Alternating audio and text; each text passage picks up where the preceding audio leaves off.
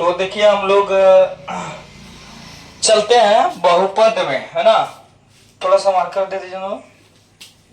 देखिए हम लोग इसको कंस्ट्रक्शन कर चुके हैं, संरचना किए हैं, और थोड़ा बहुपद हम लोग फर्स्ट आज हम लोग ऑब्जेक्टिव जो होता है वस्तुनिष्ठ प्रश्न को हम लोग उठाएंगे क्रैश कोर्स में। किसमें? क्रैश कोर्स में हम लोग को जो भी आएगा उसको हम लोग क्या करेंगे, सॉल्व करेंगे। क्योंकि हम लोग बहुपद में लगभग जो इम्पोर्टेंट है, कल परसों हम लोग पिछले मतलब कि चैप्टर में जो पढ़े थे बहुपद, उसी का रिलेटेड है ऑब्जेक्टिव वस्तुनिष्ठ प्रश्न हम लोग पढ़ेंगे। और आप ध्यान दीजिएगा, हमारे पास समय कम है, अब ऑब्जेक्टिव सॉल्व करना चालू करें। और जो देखिए अब ऐसे कई सवाल हैं जो एक बार बताने के बाद आपसे पुनः बनना स्टार्ट हो जाएगा। सही है कि नहीं? तो हम लोग कोशिश करेंगे आनंद जी बनाने का। देखिए हम लोग बहुपद का पहला चैप्टर मतलब पहला क्वेश्चन ऐसे लेंगे, और जो चैप्टर हम स्टार्ट किए हैं बहुपद से, है ना। कौन जैसे? बहुपद से। चलिए, बहुपद का बहुत ऐसे सवाल हैं, हम तो फिलहाल 10-15 लिए हैं, अभी छाटे हैं, और बहुत ऐसे क्वेश्चन है जो कि आपको बहुत बहुपद में मजा आ जाएगा, बनाने के बाद मजा आ जाएगा, और एग्जाम हॉल में आपको लगेगा हो बहु ऐसा क्वेश्चन है कि नहीं। आप अगर सॉल्व करेंगे तब ध्यान से यहाँ देखिए, बोर्ड पर जो बताया जा रहा है बोर्ड पर देखिए, समझ में आ रहा है विपिन जी? बहुत सारे ऐसे क्वेश्चन लिखे हुए हैं, और आपका एक बनने के बाद पुनः सब बनना स्टार्ट हो जाएगा। तो देखिए कुछ ऐसे सवाल है बहुपद में जो कि आपको समझने और याद करने का, कुछ ऐसे सवाल है जो कि आपको सॉल्व करने का है ना। बहुत ऐसे सवाल है, तो ध्यान दीजिएगा। हम लोग बहुपद पढ़ रहे हैं, क्या पढ़ रहे हैं लोग? एक बार लिख लेते हैं चैप्टर का नाम, बहुपद। क्या पढ़ रहे हैं लोग? बहुपद। ये पहला आप लोग को जो चैप्टर पढ़ाया गया था, तो उसी चैप्टर का हम बहुपद निकाले, ऑब्जेक्टिव निकाले हैं। समझ में आ गया ना? तो ऑब्जेक्टिव लिए हैं, तो ऑब्जेक्टिव इसका सॉल्व करेंगे हम लोग। चलिए, यहां कह रहा है रैखिक बहुपद के शून्यक की संख्या होती है। मतलब रैखिक बहुपद में शून्यक की संख्या कितनी होती है, सवाल ये कह रही है। सवाल क्या कर रहा है? रैखिक बहुपद के शून्यक की संख्या होती है। देखिए रैखिक बहुपद में क्या होता है, पावर घात 1 होती है। कितने होती है? 1। अब बात रही कि रैखिक बहुपद जैसे x+2 ले लेते हैं, इसमें पावर क्या होगा? 1 होगा। x में कुछ नहीं तो पावर 1 माना जा सकता है। तो रैखिक बहुपद का आपका शून्यक की संख्या कितनी हो सकती है? 1। अगर कहें द्विघात बहुपद की शून्यक की संख्या 2, त्रिघात बहुपद की शून्यक की संख्या 3। आपको कह रहा है कि रैखिक बहुपद के शून्यक की संख्या कितनी होगी? तो कितनी होगी रैखिक बहुपद? 1। आराम से हमारा आंसर क्या चला जाएगा रे नोनू? बी के साथ जाएगा ने 1 आ जाएगा। बोलो बाबू, इसमें कोई दिक्कत है? रैखिक बहुपद के शून्यक की संख्या 1 देख लीजिए। और आपको कहूं द्विघात बहुपद की शून्यक की संख्या, तो आपको x² + 2 = 0 भी कर सकते हैं। द्विघात बहुपद आपको देखने को मिल गया है यहाँ पे। तो इसकी पावर क्या होगा? मान लीजिए शून्यक की संख्या 2 हो जाएगी। होगा कि नहीं होगा? वही जस्ट सवाल अभी हमने जो बोले हैं वही सवाल आपका लिखा हुआ है कि नहीं? लिखा हुआ है ना। द्विघात बहुपद के शून्यकों की संख्या, बोलो ना लोग अपने से बोलो, बता चुके हैं ना, अभी जस्ट बोले हैं और लिखा हुआ भी है। आप आराम से यहाँ देखेंगे, द्विघात बहुपद के शून्यकों की संख्या कितनी होती है? 2। इसका आंसर चला जाएगा सी के साथ। इसका आंसर क्या हो जाएगा? 2। रैखिक बहुपद के शून्य की संख्या क्या हो जाएगा दोनों? 1 है कि नहीं? रैखिक बहुपद की शून्य की संख्या कितनी होती है दोनों? 1। द्विघात बहुपद की शून्य की संख्या कितनी होती है दोनों? 2। त्रिघात का बोलोगे? 3। कोई दिक्कत? एक घात वाला बहुपद कहलाता है। एक घात वाला, अभी मान लो मैं उदाहरण अभी जस्ट मैंने बताया, थोड़ा सा सुनिएगा तो पता चल जाएगा। एक घात वाला मान लो x+2, एक घात, अरे द्विघात नहीं, त्रिघात नहीं, एक घात, जिसको हम लोग क्या कहते हैं साधारण भाषा में? रैखिक समीकरण या रैखिक बहुपद। क्या कहते हैं? रैखिक बहुपद, है ना। तो एक घात वाला वाला बहुपद क्या कहलाएगा? रैखिक। द्विघात वाला द्विघात और तीन घात वाला त्रिघात। ये बात तो समझ में आ गया। जिसमें कोई घाते नहीं है उसको रैखिक कहेंगे, है कि नहीं?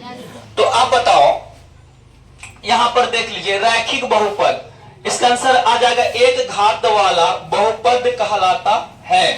एक घात वाला बहुपद कहलाता है। एक घात, आपको लगता है पावर कुछ है कि नहीं, मिलेगा कि नहीं मिलेगा? अरे भाई किसी का पावर नहीं होता तो एक माना जा सकता है कि नहीं? तो रैखिक बहुपद वाला अभी जस्ट मैंने बताया। चलिए उसके बाद ये भी हो गया क्लियर। किसी बहुपद की घात होती है, किसी बहुपद की घात होती है। देखिए ध्यान दीजिएगा, बहुपद हम लिखते हैं पहला, सॉल्व कहां करो, यही कर लो, अगर कटे तो माफ करिएगा, थोड़ा सा हम लिखते हैं यहाँ पे, ठीक है? आप लोगों को दिखाई पड़ रहा है ना? अच्छा, मान लीजिए बहुपद हम लेते हैं। देखिए भिन्न में, जैसे कि मैं कहूं x भिन्न संख्या है, एक है ऋणात्मक लिखना चाहिए, ऋण हो गया, ऋण संख्या दे, चलो ऋण ही है, मान लो कि ऋणात्मक या ऋण। ऋण संख्या एक है पूर्ण संख्या, नन ऑफ दीज, यानी इनमें से कोई नहीं, इनमें से कोई नहीं, कोई दिक्कत नहीं, ठीक है? मान लीजिए किसी बहुपद की घात होती है, मान लीजिए कि भिन्न तो होगी नहीं, हम मेरे अकॉर्डिंग, जैसे कि अगर मैंने बहुपद की बात करूं तो x पर पावर 1/2 या मान लीजिए x पर पावर 2/3, ऐसा बहुपद में नहीं होता बेटा, नहीं होता। ये तो भिन्न होगा ही नहीं, ये तो पहले गलत हो गया। ऋणात्मक, जी हाँ, ऋणात्मक में बहुपद नहीं होता, जैसे x पर पावर -2 या x पर पावर मान लीजिए क्या कह सकते -1, ऐसा नहीं होता, ठीक है? ये भी ऋण में नहीं होगा, समझ में आ गया? लेकिन पूर्ण में जरूर होगा। पूर्ण में क्या होता है, जो आप समझ सकते हैं, जैसे x पर पावर 1 आया है, मैंने अभी जस्ट रैखिक की बात किया हूं, या x पर पावर 2 हो सकता है कि नहीं? ये किसी बहुपद की घात हो सकती है, वो क्या होगा नोनो? पूर्ण संख्या। क्या होगा? पूर्ण संख्या। आप भिन्न में नहीं हो सकता, ऋण में भी नहीं हुआ बहुपद, लेकिन पूर्ण में जरूर हुआ है। आप लोग नहीं, नॉन ऑफ दीज नहीं मार दीजिएगा, नहीं वैसे कोई कितने बच्चे को समझ में नहीं आता है ना, तो क्या मारता नोनो? आप समझिएगा, आप फिर समझिए, किसी बहुपद की घात होती है, भिन्न में नहीं होता, ऋणात्मक में भी नहीं होता, लेकिन पूर्ण संख्या होता है, जैसे x पर पावर 2, x पर पावर 1, x पर पावर 3, ये पूर्ण संख्या में आ जाएगा, जिसका पावर आप लोग को लगे कि पूर्ण माइनस में नहीं हो और बट्टा में नहीं हो, भिन्न में नहीं हो। समझ में आ रहा है? भिन्न में नहीं हो। जैसे मैंने अभी कहा ना, x पर पावर 1/2 अपॉन में मान लो कि यहाँ दिखाई पड़ रहा है x पर पावर 1/2, ये भिन्न में ऐसा बहुपद में नहीं आता। लेकिन अगर ऐसा लिखा भी जाता है कहीं तो हम लोग उसको मानते हैं, सॉल्व करते हैं, माना जाता है, लेकिन फिर अंत में क्या होता है, उसको असत्य माना जाता है। क्या माना जाता है? असत्य माना जाता है, ठीक है? दूसरों में क्या है, आप चलते हैं 5 नंबर, 4 नंबर हमने बता चुके हैं, 5 नंबर सुन देखिएगा आप लोग बहुत गौर से, समझ में आ रही है? अगर कोई किसी बच्चे को अगर इसमें दिक्कत है, एकदम बिल्कुल कमजोर छात्र के लिए है, अभी लेवल एकदम 0 लेवल से स्टार्ट किए हैं, जब आपको क्या कर सकते हैं, मतलब अभी 0 से स्टार्ट किए हैं, धीरे धीरे आपका लेवल बढ़ता जाएगा, ऑब्जेक्टिव धीरे धीरे सॉल्व पूर्ण अपने से होता जाएगा। अब देखिए, घात 2 वाले बहुपद कहलाते हैं। 1 पर अगर 1 घात वाली रहे तो आपको लगा ना कि एक घात वाले को रैखिक कहते हैं, 2 घात वाले को द्विघात कहते हैं, त्रिघात वाले को त्रिघात कहते हैं। यहां क्या कह रहा, घात 2 वाले बहुपद को कहते हैं, क्या कहेंगे? द्विघात बहुपद, त्रिघात बहुपद, रैखिक बहुपद, नन ऑफ दीज, इनमें से कोई नहीं, या इंग्लिश में लिख दिए हैं, इनमें से कोई नहीं। कोई दिक्कत नो? ठीक है। अब देखिए, घात 2 वाले बहुपद को क्या कहलाते हैं? त्रिघात। त्रिघात अच्छा, द्विघात। आप समझ में आ रहा है ना धीरे धीरे? कोई दिक्कत? अरे बहुपद का शुरुआत लेवल का सवाल यहां उठाए, बहुपद का शुरुआत, समझ में आ गया? अब यहां देखिए, रैखिक बहुपद का नेक्स्ट सवाल, ये समझ में आ गया ना? 5 नंबर। 6 नंबर में देखिए, 6 नंबर आप लोग देखिएगा, यहां देखिए, रैखिक बहुपद का आलेख कैसा होता हाँ, रैखिक बहुपद का आलेख कैसा होता है? वृत्त या परवलय, सरल रेखा, कोई नहीं। देखिए रैखिक बहुपद जैसे मैं कहूं, यहां पर ध्यान दीजिएगा सभी बच्चे, ध्यान देखिए। मान लीजिए रैखिक बहुपद होता है x प्लस 2 इक्वल 0 माना जा सकता है। ये इसका होता है क्या कि वृत्त में ऐसे ऐसे लपटा नहीं जा सकता, ठीक है। अब परवलय नहीं हो सकता, ये सरल रेखा में हो सकता है। क्यों? कि उसको सीधा रेखा में हम लोग समीकरण बैठा सकते हैं, ऐसे भी समीकरण बैठा सकते हैं और ऐसे भी समीकरण आ सकता है, यानी कि ये सरल रेखा में आ सकता है। वृत्ताकार नहीं आएगा, या टेढ़ा मेढ़ा जो होता है ऐसे करके, इसमें भी नहीं जाएगा, इसमें भी नहीं जाएगा। रैखिक बहुपद का आलेख ये क्या होता है? सरल यानी सीधा खींचा जा सकता है। रैखिक बहुपद जो होता है ना विपिन जी, सीधा खींचा जा सकता है, वो वृत्ताकार नहीं जा सकता, टेढ़े मेढ़े नहीं जा सकता। परवलय मतलब हुआ कि आपको ऊपर गया डाउन गया। जैसे कि मैं कहूं परवलय का अर्थ ऐसे में नहीं होता है, जैसे हम लोग ऐसे कर दिए हैं तो परवलय हो जाता है। मतलब आप लोग 2.3 में देखेंगे या 2.2 में देखेंगे, 9th क्लास में भी है, 10th क्लास में भी है। परवलय में जैसे ऐसे होता है ना आनंद जी, टेढ़ा मेढ़ा में ऐसे। तो रैखिक बहुपद का आलेख कैसा होता है? तो सरल रेखा होता है। कैसा होता है? सरल रेखा होता है। समझ में आ गया यहाँ तक? 6 नंबर रैखिक। एक बार मेरे साथ बोले तो रैखिक बहुपद का आलेख कैसा होता है? सरल रेखा। हाँ, सरल रेखा होता है। कोई दिक्कत नहीं। चलिए 7 नंबर हम लोग देखेंगे। 7 नंबर ऐसे सवाल को हम लोग क्या करेंगे? धुआं कर देंगे अगर आ गया तो एग्जाम में। और ऐसे सवाल आता है दोनों, आपको लगेगा कि बहुपद में हम लोग क्या होता है ना, मतलब बढ़िया सा देख लेते हैं सभी सवाल, लेकिन एग्जाम हॉल में मिल भी नहीं करता। लेकिन तो आता है, मिलता नहीं, बच्चा बड़ा फ्रस्ट्रेट होता है, बाप रे बाप मिल नहीं सर जी, अभी नहीं किया। पता चलता 7 नंबर में ये सवाल। हाँ, बहुत फ्रस्ट्रेट होता है उसमें। तो देखिए 7 नंबर सवाल क्या है? ऐसे सवाल को अगर एक बार बनाइएगा ना तो ऐसे बहुत सारा सवाल है जो कि आपसे बन जाएगा। थोड़ा सा कपड़ा दीजिएगा, इधर साफ कर देते हैं, कोई दिक्कत नहीं। इतने सवाल समझ में आ गया ना? 6 नंबर तक 6 नंबर सवाल समझ में आ गया ना? सॉल्व करेंगे, थोड़ा सा जगह नहीं है इसीलिए।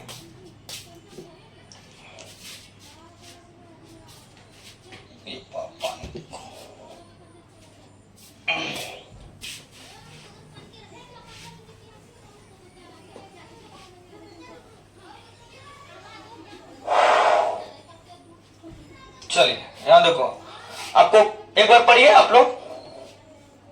बहुपद के x माइनस 2 का शून्यक है। बहुपद के x माइनस 2 का शून्यक है। x माइनस 2 के कल जो हम लोग बहुपद चैप्टर पढ़े थे तो आपको बोले थे ना शून्यक ज्ञात करने के लिए, और शून्यक करके गुणनखंड भी है, और फिर उसको गुणनफल और योगफल भी निकालने के लिए कहा गया था, है कि नहीं? कि हम लोग जो पढ़े थे योगफल और गुणनफल। शून्यक तो आपको हम समझा दे, जब शून्यक कहे तो इक्वल 0 कर देना, यानी बराबर 0 कर देना। बहुपद के x माइनस 2 का शून्यक, x माइनस 2 का शून्यक यानी कि इक्वल क्या हो जाएगा दोनों? 0। कोई दिक्कत नहीं? ये तो बात बता चुके, ऑब्जेक्टिव में ये सब बात बोलने की नहीं है कि आप कॉन्सेप्ट वाली बात तो कल ही बताए थे, है ना? यानी कि जो एकदम नॉर्मल सवाल सब जो उठाए थे एकदम 0 लेवल के सवाल, वही है ना यहाँ पे? हाँ चलिए, फिर भी ऑब्जेक्टिव है, बताना तो पड़ेगा। बहुपद के x माइनस 2 का शून्यक है, तो अब देखिए x बराबर, अब माइनस 2 है तो उधर बराबर को सट जाएगा तो क्या होगा? 2 में, यानी कि 2 हो जाएगा, सॉरी 2। x बराबर क्या हो जाएगा? 2। तो देखिए ऑप्शन में 2 कहीं है? बी नंबर एकदम क्लियर, बी हमको दिखाई पड़ रहा है, बी में 2 है, तो और ले लेंगे ऑप्शन में। अब आप लोग ये सवाल बनाइए 8 नंबर सवाल हम नहीं बनाएंगे, आप लोग खुद का यहाँ स्टडी करिए, लिखिए एक बार बनाइए, आप लोग बनाइए, हम एकदम रुकते हैं। बहुपद 10x माइनस 25 का शून्य ज्ञात करें, ऐसे सवाल को हम लोग धुआं करेंगे अभी तुरंत। देखते हैं कौन आंसर निकालते हैं, जल्दी निकालिए जल्दी।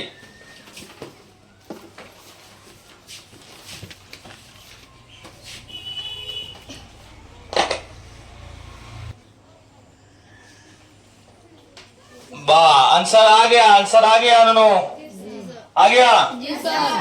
हाँ, सभी बच्चा निकाल लिए हैं? कितने बच्चा निकाल लिए? देखिए एक बार। 1 2 3 4 5 6 7। संदीप निकाल लिए? आनंद जी आप निकाले? बैठले हैं, कैसे निकाल लिए? वो सुना सुनाई बात तो नहीं कर रहा है? अच्छा, निकालना है, ये तो हो ही रहा है, लेकिन ये करना जरूरत है, समझे? ये बनाना जरूरत है। मत देखिए इधर उधर, अच्छा वाली बात नहीं है ना, अच्छा नहीं लगता ये सब। देखिए ऐसा नहीं हो कि आपकी कोई एक सवाल छूट जाएगा तो दिक्कत हो जाएगा। यहाँ ध्यान दोगे तो आपको ज्यादा समझ में आएगा। चलिए एक बार बनाते हैं, आप लोग देखते हैं क्या क्या बोले आप लोग। ए, अच्छा चलिए ठीक है, बहुत सुंदर, अच्छा जवाब। चलिए 10x माइनस 25 का शून्यक, यानी के शून्यक रहे, का शून्यक रहे, शून्यक जब भी कहते इक्वल क्या करना है? तब गुणनखंड तो होना ही है उसका। क्या बनेगा? इक्वल 0। कोई दिक्कत?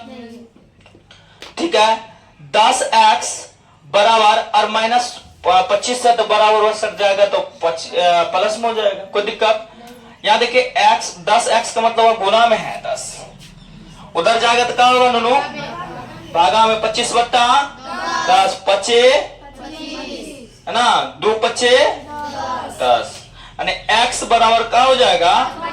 5 बट्टे 2 है ना नूनू। 5 बट्टे 2 ऑप्शन हमको ए दिखाई पड़ रहा है कि बी दिखाई पड़ रहा है? अच्छा ए। वाह चावस, नहीं बहुत बच्चा है ना हबजब में, बाप रे जैसे आंसर, देखो आंसर सही आता है, बहुत बच्चा हबजब में क्या करते हैं, पकड़ के ए नहीं तो चला जाता है बी में, पता है ना, पैर फिसलता है तो गिरिए जाता, वही गिरिए जाता बच्चा। ए में जाना था उनको, लेकिन उसको लगा कि हम बना लिए, कटाक तो क्या करता है, सर जब हम बी मार के यस का बी, जब बाद में सॉल्व करते हैं बोलते बेटा गलत हो गया, क्या बोले सर? ऐसा, बाप उसको झटका लग जाता है। तो ऐसे नहीं करना, एकदम माइंड धीरे करके आप सॉल्व करेंगे, आंसर देखेंगे 5 बटे 2 कंफर्म के साथ, और ऑप्शन देखेंगे किस ऑप्शन में। ये नहीं एग्जाम हॉल में भी ए नंबर में आएगा, आपको जहां मिलेगा, या तो नहीं भी रहेगा तो नॉन ऑफ, या तो इनमें से कोई नहीं। ठीक है, 9 नंबर सवाल एक बार आप सॉल्व करिए अपने से, एक बार 9 नंबर सवाल सॉल्व करिए।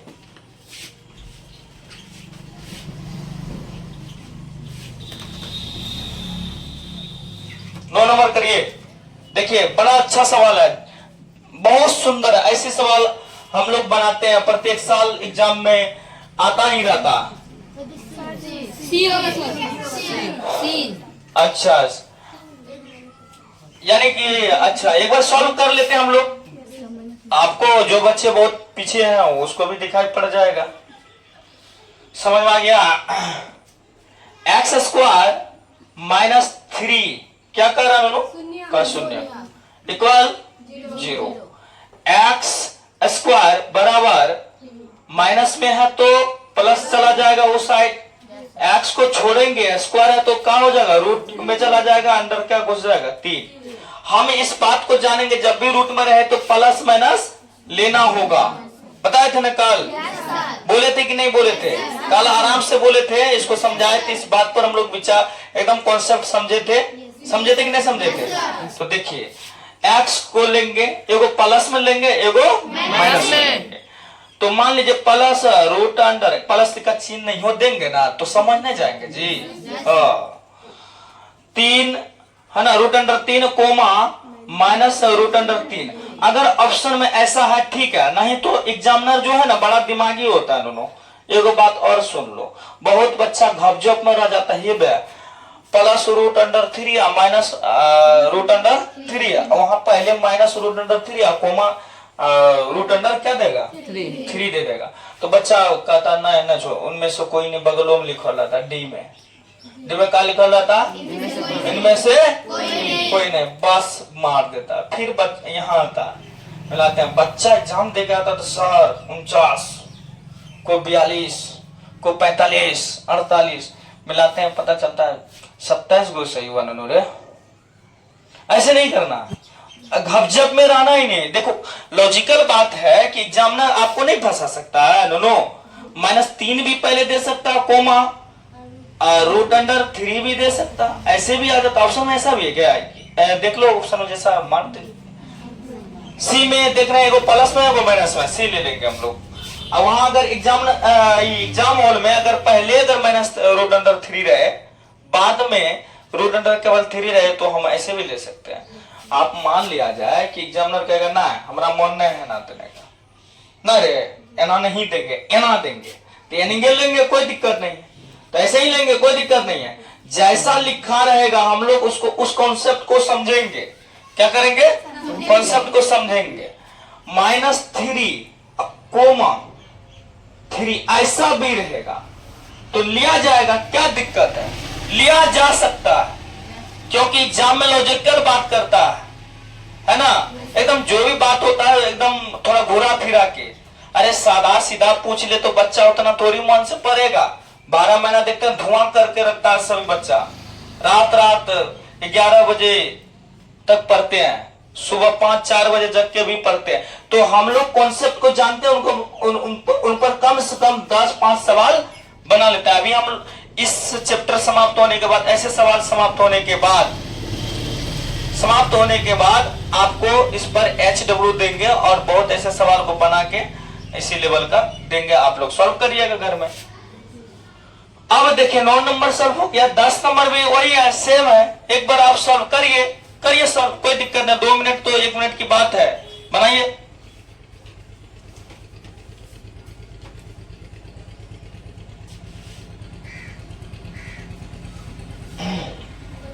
बनाइए, कोई दिक्कत नहीं है। बन गया क्या? सी है। कैसे बना है? ऐसे अंठेकानी मार रहे हैं का? अंठेकानी चल रहा है क्या? D B yes sir. अच्छा। देखिए एक बार हम अपने से बना देते हैं, आप लोग चेक कर लीजिए, कोई दिक्कत नहीं है, हम बनाते हैं। एक बार चेक कर लीजिए आप लोग। अंतिम सवाल है, 10 सवाल बहुपद में हम लोग 2-3 ऐसे करके लेते जाएंगे। 10 सवाल पर डे अगर सीखेंगे तो, यानी सीखना है 10, लेकिन 10 पर दुगुना हमको देना है। क्योंकि ऐसे 10 को जो लिए हैं अपना छाट के लिए, आज इस पर 10 को हमको एक्स्ट्रा देना है। ऐसे सवाल है जो कि आपको घर से फिर पुनः बन सके, अच्छा समझ सके। या तो आप समझिए रहे, ये तो हम समझा रहे हैं, आप कितना समझे हैं वो घर पे आप सब स्टडी करिएगा, पता चल जाएगा। तो देखिए इसमें देखिए 10 नंबर क्या करें, द्विघात बहुपद के शून्य कोई है, ये 7 नंबर से लेकर 10 नंबर तक सेम है, वही बात कर रहा है। तो x² -49 का शून्य इक्वल 0 है ना भाई? अच्छा, x² है ना नो बराबर 49 लेंगे, अरे नो x को छोड़ देंगे, स्क्वायर उधर जाएगा तो रूट में चढ़ेगा नो 49। हमने क्या बोले थे, जब भी रूट अंडर में रहे तो प्लस माइनस लेना ही होगा। कल इस बात पर कॉन्सेप्ट चली थी, है ना। अब चलते हैं यहाँ पे, x को फिर लेंगे बराबर लेंगे, एगो प्लस में लेंगे। अरे 49 का वर्गमूल नहीं होता है ना, 7 एगो प्लस में एगो माइनस में, ऐसा है क्या ऑप्शन? बी नंबर तो ऐसा ऑप्शन नहीं बता रहा है, एगो माइनस में पहले लिया प्लस है, बी चला जाएगा, ठीक है, बी रहेगा, ठीक है। अभी हम जस्ट बात करे थे ना इस पे, है ना, तो वही तो है, एक प्लस में लिया एक माइनस में लिया, तो माइनस वाला पहले ले, एग्जामिनर का यही ना शेड्यूल होता है, तरीका तो यही है, तो कोई दिक्कत नहीं है। ऐसे सवाल को आप लोग सॉल्व करिए, ठीक है, हो गया। और अभी हम आपको HW इस सवाल पर देते हैं। अभी हम लोग किताब से ढूंढते हैं और बिल्कुल एकदम इसको HW पूरा करेंगे, ठीक है, समझ गए? समझ में आ गया? ठीक, चलिए।